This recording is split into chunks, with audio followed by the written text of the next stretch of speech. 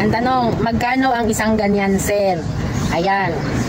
Ito po ay nagkakahalaga ng 2,200 pesos. 1 liter or 1,000 ml. Kaya po yan ganyan kamahal kasi ganyan siya kaganda. Biruin mo, hindi mo na kailangan mag-spray ng mga insecticide at pesticide at may pataba ka na dahil dito. Pag maganda, ibig sabihin quality, no? So 1,000 ml o 1 liter, 2,200 pesos. Ang kagandahan yan guys, pag hindi mo ginamit, hindi mo malalaman. O diba? Isa pa, this one, si Organic Full Harvest Microbial Inoculant. Ito po ay multitasking. Pwede siya sa agriculture, pwede sa aquaculture, sa livestock, sa ornamental waste management at sa iba pa. At kami na tao, ginagamit din namin to as probiotic. Nilalagay namin sa kape pero hindi namin pinopromote kasi kami lang ang dapat gumawa nun dahil ito po hindi para sa tao. Pero ni-research ni Ricky Brown, yung mga 3 good bacteria ay safe siya sa hayop, then safe din siya sa tao. So this one is 100% organic dahil ayan.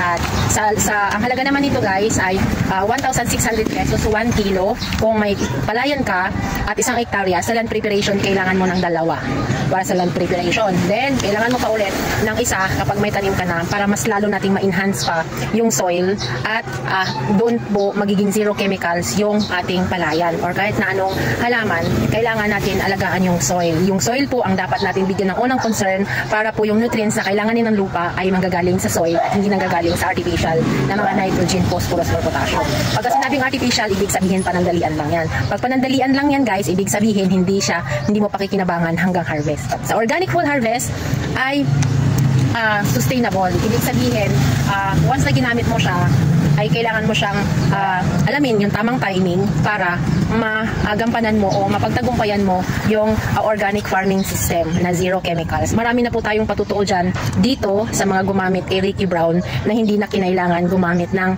kahit na ano. Lalo na yung problema ngayon yung tungro. Yan. Yung tungro, bakterya yan. Ito lang din yung katapat niyan. Yung katangya, yung borer, yung mga uod, lahat ng klase ng bakterya ng halaman, ng palay, ng gulay, ito lang din yan. Sa mga, yung iba, sa mga baboy na mga problema, nagtatai yung mga biik. Siyempre, bakit sila hindi magtatai? Dahil nga galing sa liquid, magta-transfer to solid, tapos ang dami-dami nyo pang pinapakain. Marami kayong dapat na i-enhance, marami kayong dapat na aayusin para po mapapagtagumpayan natin yung zero antibiotic at only probiotics. Pag sinabing probiotics, ibig sabihin safe. Pag antibiotic ang nilagay mo at dineject mo, 50-50 ba yan? Pwede makasurvive, pwede hindi. Pag probiotic, 100% survive yan. At ang kagandahan dyan guys, 100% safe, healthy. Ibig sabihin ay masarap pagka-organic. O diba? Sa rice guys, dito sa aming bayan ng Infanta, marami nang nagpatutuo na yung kanin, sinain mo ngayon, 3 days after, hindi pa siya panis.